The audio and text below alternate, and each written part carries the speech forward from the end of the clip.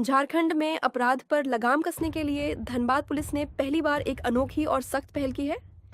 गुरुवार को जिले के विभिन्न थाना क्षेत्रों के चिन्हित दागी अपराधियों की सामूहिक परेड पुलिस लाइन में कराई गई।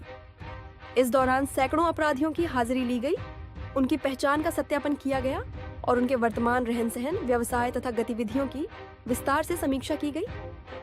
परेड के दौरान धनबाद के एसएसपी प्रभात कुमार ने अपराधियों को स्पष्ट संदेश दिया कि यह सुधारने का आखिरी अवसर है।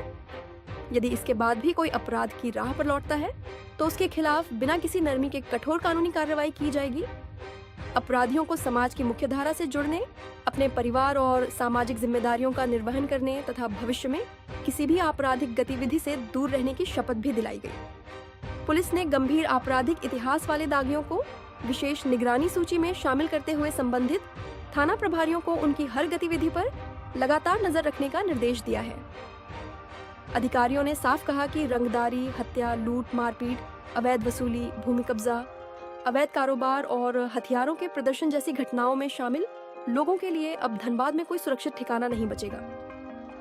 पुलिस का कहना है कि इस अभियान का उद्देश्य केवल अपराधियों की हाजिरी लेना नहीं, बल्कि उनके मन में कानून का स्थायी भय पैदा करना और संभावित अपराधों को होने से पहले ही रोकना है। झारखंड में अपनी तरह की इस पहली पहल के जरिए धनबाद पुलिस ने साफ कर दिया है कि अब अपराधियों को पहले चेतावनी मिलेगी, लेकिन दोबारा कानून तोड़ने पर सीधे जेल की राह तय होगी।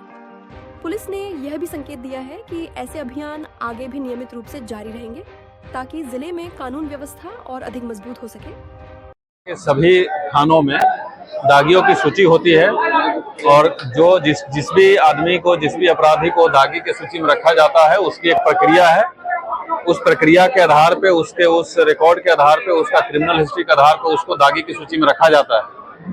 तो एज पर मैनुअल दागियों का परेड थाना लेवल पे होता है, अनुमंडल लेवल पे होता है, डिस्ट्रिक्ट लेवल पे भी कराया जाता है, पर पहले कभी ऐसा हुआ नहीं था। आज हम लोग पूरे जिला से सभी दागियों को बुला करके, और जैसा आपने सुना भी होगा कि हमारे दोनों एसपी साहब, सिटी साहब, ग्रामीण साहब, वो दोनों भी ब्रीफिंग किए, मैं खुद भी ब्रीफिंग किया और सबसे पहले उनको मैंने बताया कि दागी की सूची में नाम आने से क्या घाटा है, वो लाइफ में क्या क्या नहीं कर सकते हैं, और उसके बाद एक चेतावनी के रूप में भी कि अगर आम आदमी की तरह सम्मानजनक जीवन जीना है तो क्या करना होगा और क्या नहीं करना होगा।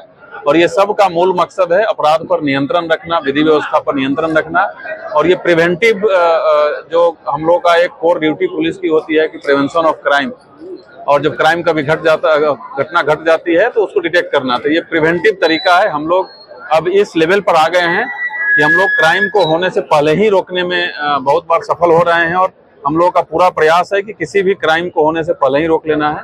उसी कड़ी में कार्रवाई हो रही है और बहुत सारे लोग आज अनुपस्थित रहे हैं, उनको भी बुला करके किया जाएगा। और सभी थाना प्रभारी को, सभी डीएसपी साहब लोगों को निर्देश दिया गया है कि ये निरंतर अंतराल पे थाना लेवल पे और अनुमंडल स्तर पर इसको लगातार कराते रहेंगे।